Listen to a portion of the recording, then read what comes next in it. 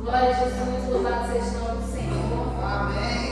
Estamos aqui nesse propósito que com certeza foi agendado primeiro no céu, não é verdade? Porque só acontece aquilo que Ele já preparou lá, que Ele já projetou para nós, que Ele decretou para se cumprir nas nossas vidas, amém? Então, como o pastor está falando desde o início, isso aqui é só para te dar um incentivo, até para você ter compromisso também de vir, né? Não vou falhar, só até 7 terças-feiras eu vou. Então, isso tudo vai trazendo para nós um empurrão. Abre aí a tua Bíblia, a palavra do Senhor, no texto de base, que está em 2 Reis, capítulo 5.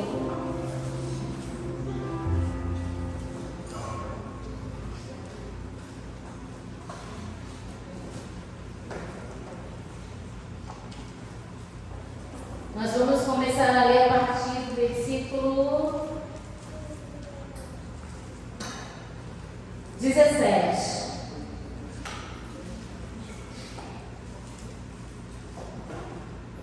Essa história, a vida de Naamã, ela tem duas bases muito fortes. Ela vai trazer ali duas características que nós, como seres humanos, temos muito em nós, nas nossas atitudes, no nosso dia a dia, e que com certeza Deus relatou essa história, esse fato na sua palavra, para que possamos observar e não cometer os mesmos erros. Amém? Então, a história de Naamã, ela traz uma história de orgulho e humilhação. A gente vê isso muito forte aqui, a partir desses versículos. Vamos lá. 17. Vai dizer assim: então Naamã pediu. Perdão, vamos ler mais acima. Aqui já é outra parte. No versículo 11, diz assim: no entanto, Naamã, sentindo-se insultado, retirou-se reclamando. Eu imaginava que este homem viria receber-me pessoalmente. Porque ele fala assim, irmãos, ele é um comandante de um império importante, de um império que venceu os israelitas. Então, que foi lá, que destruiu, que tomou a jovem como refém, como escrava, a jovem que estava lá servindo a Naamã e a sua família. Então esse homem, ele até traz na sua bagagem vários presentes, né?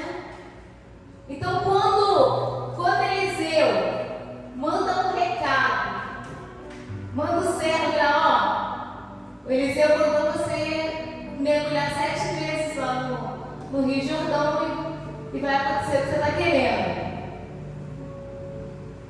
E ele fala assim: poxa, esse homem não veio nem me receber. Ele mandou um recado. Aí ele vai conjecturar, ele vai dizer assim, né?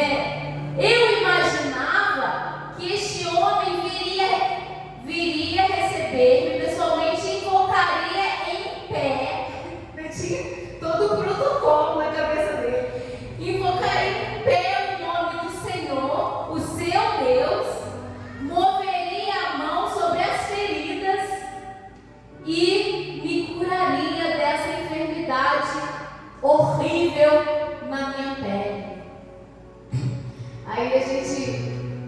gente vai se imaginar assim, quantas vezes a gente, na nossa mera arrogância, a gente fica, Deus, faz aí, eu preciso que o Senhor faça isso agora na minha vida. Eu decreto, eu dou posse, eu declaro. E Deus está lá, vai declarar, eu vou pôr uma manja aí, eu não vou nem perto.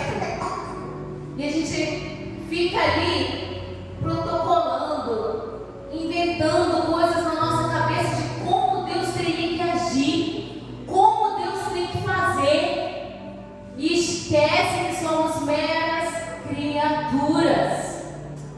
Ele é o Criador. Então, Eliseu, sabendo disso tudo, Eliseu sabia que Naamã, ele não tinha só a lepra no corpo dele para ser curado, tinha algo mais para ser curado dentro de Naamã.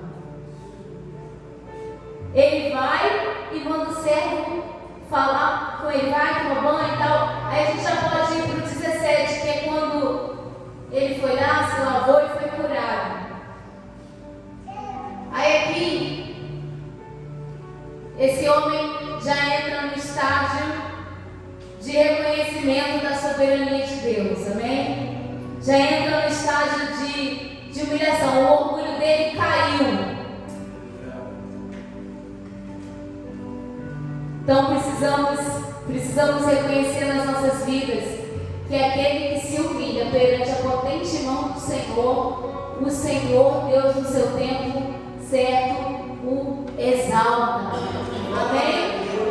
Então, quando você se humilha, quando você se rende, quando você declara a Deus, só o Senhor pode fazer, eu dependo totalmente de Ti, eu não posso nada, até aqui eu tentei, até aqui eu vim, mas daqui para frente não tem como mais eu fazer nada.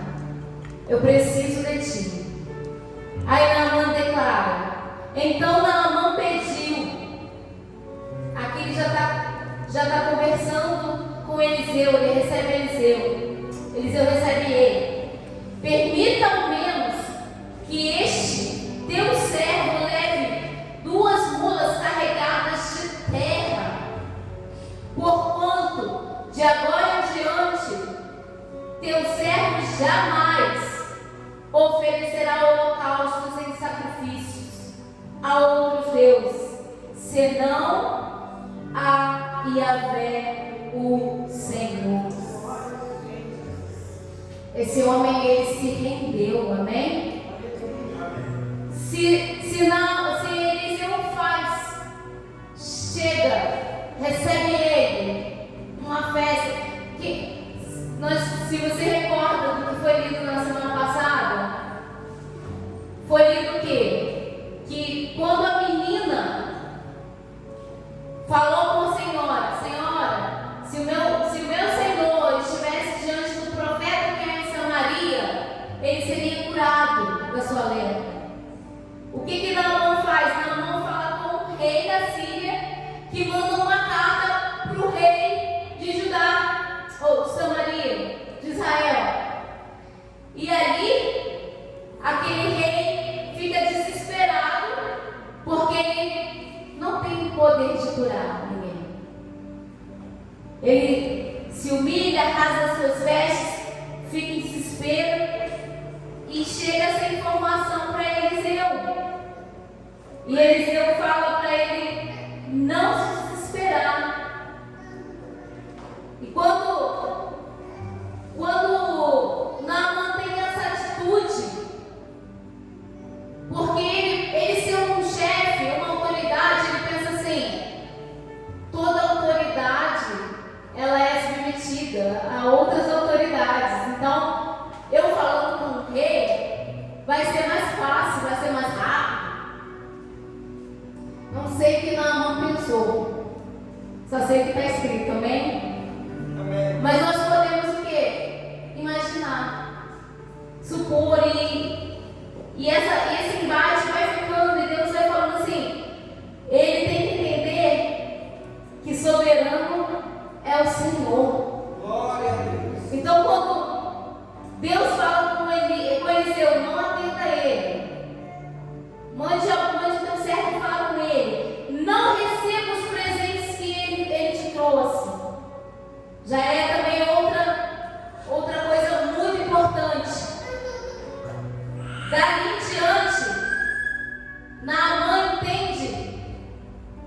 a diferença. Que o Deus de Israel não é igual aos outros deuses. Que o rei de Israel é totalmente soberano e poderoso. Ao ponto dele falar assim: eu vou levar a terra desse lugar. Eu vou levar 2 mulas cheias de areia desse lugar. Porque eu quero um pouco do que tem aqui. Irmãos, as pessoas têm sempre que querer um pouco do que tem em você. As pessoas que estão ao teu redor, as pessoas que convivem com você, por mais que a gente sabe que nós, servos de Deus, nós somos muitas das vezes vistos de uma forma, né?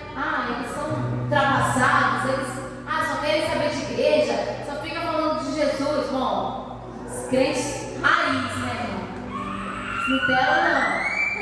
Mas os raiz, geralmente eles estão bem aqui, as pessoas cortam também deles.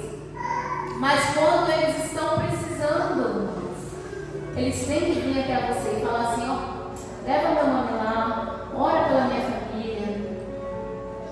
Quem aqui já provou disso, Senhor? Deus está falando: isso é a minha porção, é a porção da minha presença na sua vida. Eita glória! Isso é inegável. Uma hora vai reconhecer. Então tem que querer. As pessoas têm que querer estar com você, um conselho seu, conversar com você. Você tem que ser diferente.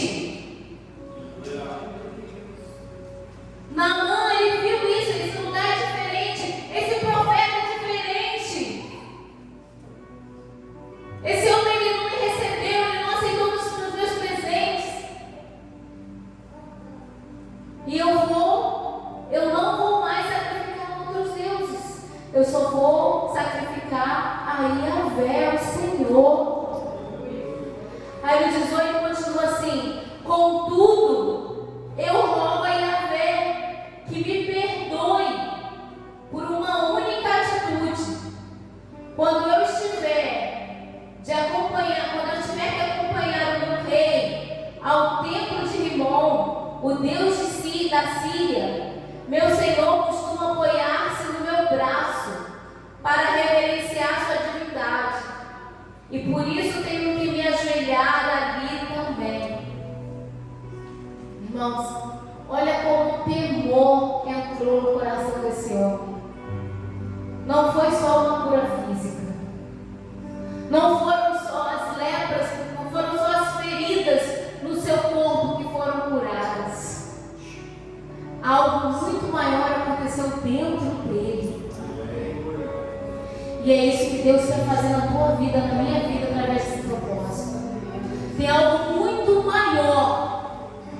Eu acredito, eu vou falar que Deus está falando. Tem gente que está aqui, não, eu estou com um propósito, e Deus está de olho em outra coisa muito maior para tratar da tua vida. Então, Ele vai fazer, amém? Amém. Ele vai fazer, mas Ele está de olho em você. Ele está falando: Naamã, acha só que, gente, olha o absurdo. Porque provavelmente a pastora falou da semana passada. Um leproso em Israel, ele era afastado, ele ficava isolado numa cidade separada. A gente vai ver muito isso no Novo Testamento, né, com Jesus ali. E Naamã queria que o profeta tocasse na lepra dele. Pelo amor de Deus. Nunca que Eliseu ia tocar na lepra dele. Eliseu conhecia a lei. Eliseu sabia muito bem que não podia nem chegar perto de leproso. E ele, na inocência dele, não, ele vai tocar, ele vai passar a mão. E Deus, ó, ele não vai tocar, ele vai passar a mão, e você ainda vai mergulhar num rio que você acha que é sujo. Num rio que você Eu estou querendo outra palavra, mas não está vindo outra palavra. Cigarro, como é que é? Se vangloria, pronto, mais bonito, né? Se vangloria de que na sua cidade tem outros rios melhores. Carioca é fogo, né? Carioca tem sempre cigarro. Então ele se vangloriava de, não, lá em Fafá tem rios, Damasco tem rios bem melhores do que esse Jordão. E Deus, é nesse Jordão aí mesmo que você vai mergulhar, querido. É aí que você vai ter que ir 7 vezes, para que na sétima você seja totalmente limpo e totalmente curado. E esse temor que entra no coração dele, quando eu tiver que ir lá acompanhar o rei, que Deus me perdoe, quando eu tiver que estar ali junto do rei, para que ele adore Deus dele. No 19, ao que lhe respondeu Eliseu: Shalom, vai em paz e boa viagem. E Naamã foi se afastando. Quer dizer, você vê que o profeta Eliseu só conversou com Naamã depois que Naamã estava curado, sem nenhum machucadinho, sem nenhuma lepra. E eu fico maravilhada com isso aqui. Quando ele fala, vai em paz, fique em paz, porque Deus vai sondar o teu coração. Uma coisa, irmãos, é a gente ter que, no serviço, se submeter a alguma coisa, no trabalho, porque era o trabalho de Naamã. Estar ali do lado do rei, né? Não representava mais que ele acreditasse naquele Deus. Deus está realmente tratando de coisas que nós muitas das vezes até mesmo usamos como desculpa para não ajudar alguém, para não parecer, não, minha religião não permite, né? A gente dá essa desculpinha assim, básica. Eu e o pastor, a gente já teve que estar em lugares e aquilo ali ficou marcado. Eu queria estar naquele lugar? Eu não queria estar naquele lugar. Mas, como o convite foi feito, nós fomos como representantes de Cristo até aquele lugar. E ali no meio daquela bagunça, né? Porque sempre rola, né? Aí alguém se levanta assim, a pessoa que convidou, não, o pastor está aqui, ele vai orar. Gente, depois disso tudo, a gente vai orar. Mas amém. Mas a palavra fica, amém? O teu testemunho fica. Você vai estar ali, a família se reuniu, né? E alguém bebe, alguém faz uma bagunça lá, você não vou não, porque fica lá, irmãos, na sua água mineral. Quem gosta de água com gás, né? É bom. Quem gosta de refrigerante, isolamento, um suco, um suquinho, mas fica ali dando o seu testemunho, amém? Uma hora ou outra vão reconhecer o poder do teu Deus na sua vida. Então, Naamã vai de orgulho à humilhação, e ele sabe passar por isso bem. Existem pessoas que elas não conseguem lidar com essa fase, com a fase da humilhação, com a fase da correção. E Deus através dessa palavra está nos preparando, amém? Eu não sei o que você vai passar, eu não sei o que eu vou passar, ou eu já estou passando, né? Mas irmãos, para a exaltação, primeiro vem a humilhação. Humilhai perante a potente mão do Senhor. Então, muitas das vezes você está aí, você está batendo cabeça, você está achando injustiça, está achando errado. Não, ele reclamou. Não, eu queria que ele viesse aqui, eu queria que ele me atendesse pessoalmente. Mas isso, irmão, Eliseu está pessoalmente diante dele. Não era garantir de nada, o que iria garantir era Deus lançar a palavra através da boca do profeta. E a palavra foi: vai ao rio, mergulha lá 7 vezes e você vai ser curado. Quando a gente se rende diante do poder de Deus, irmãos, diante do querer do Altíssimo, as coisas mudam. A pele de Naamã estava toda ferida, estava toda machucada.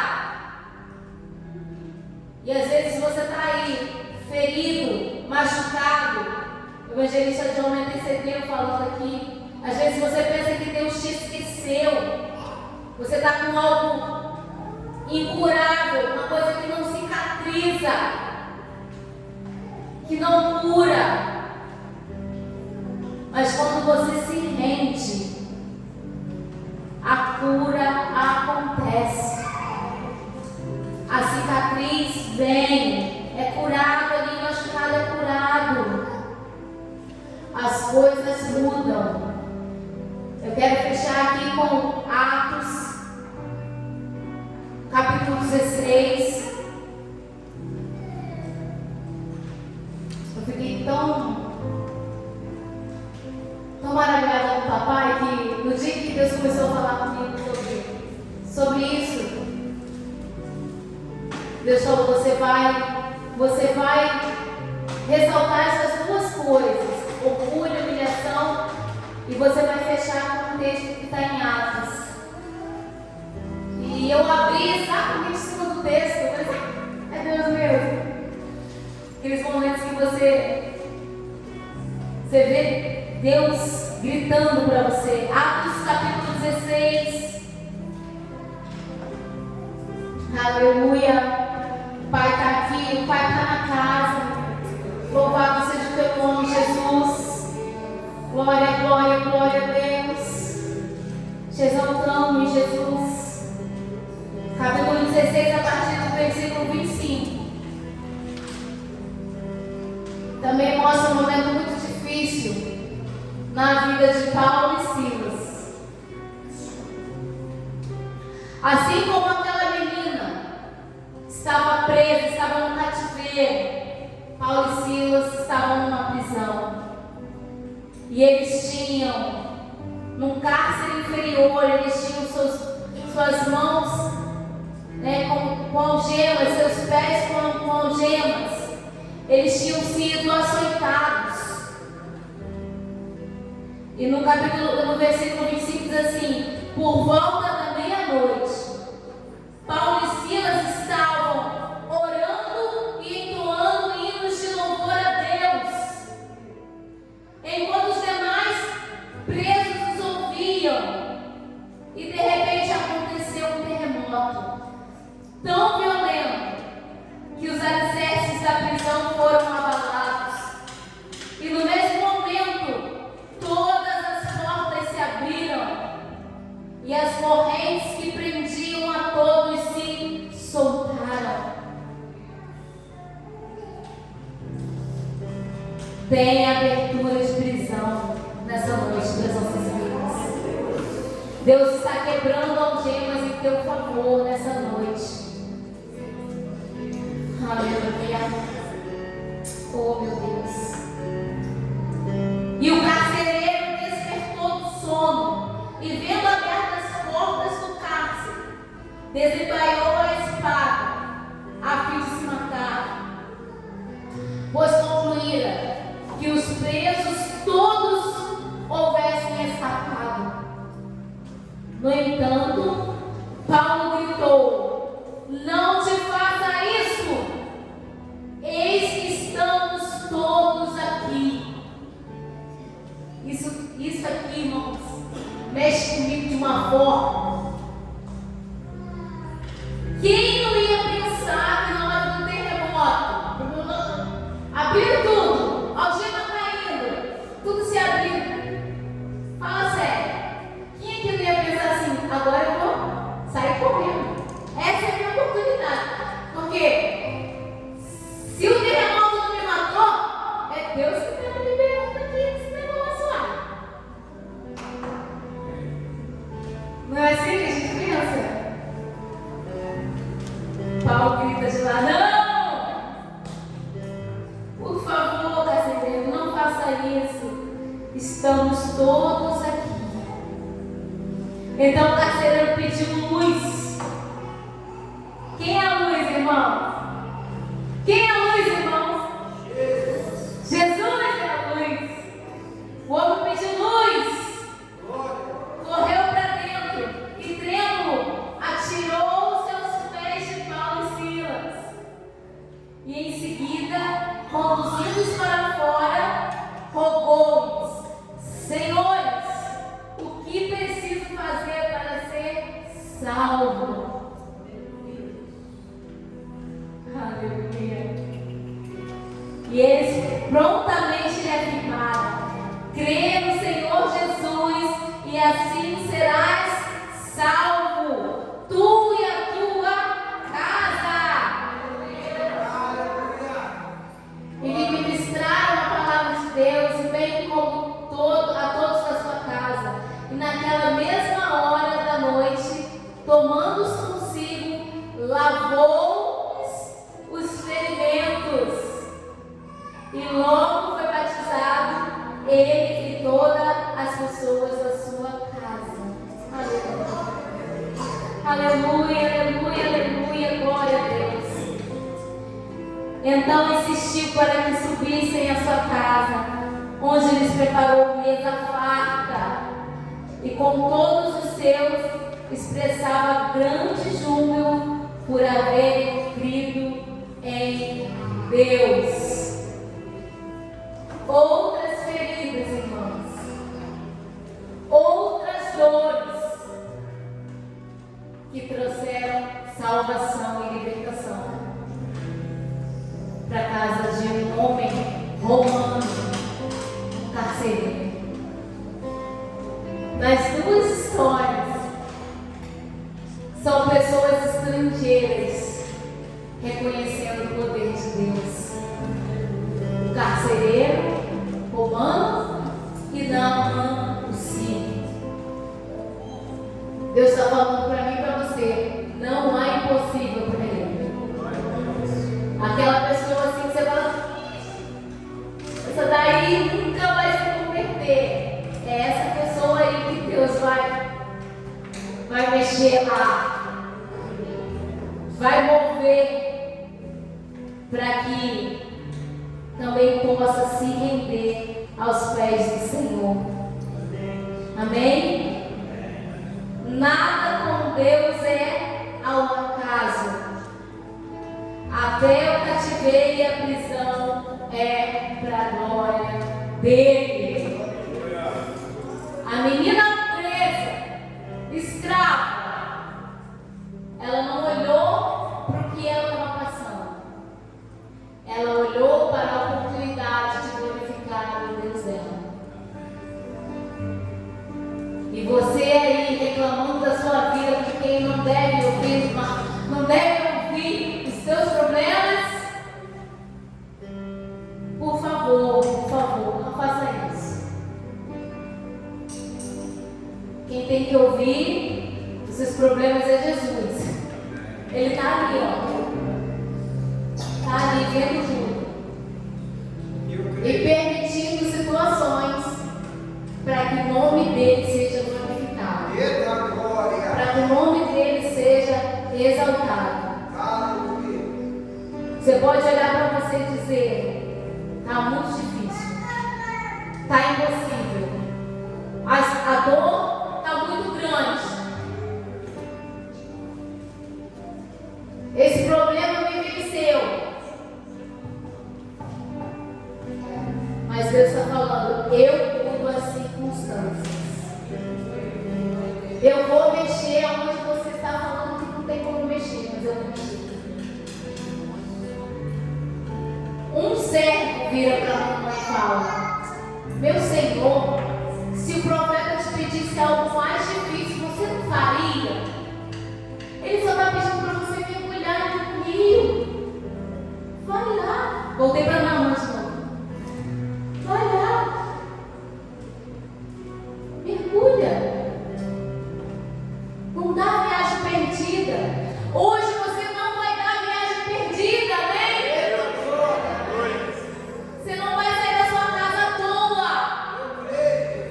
Eu tenho certeza que tem algo do Senhor para você nessa noite. Basta você crer e não se render às circunstâncias. Acredita. Traz o seu pedido aqui. Mergulha aqui. Eu quero que você fique de pé. Pedro, para a gravação aqui para mim, por favor. Bota para mim. Vou botar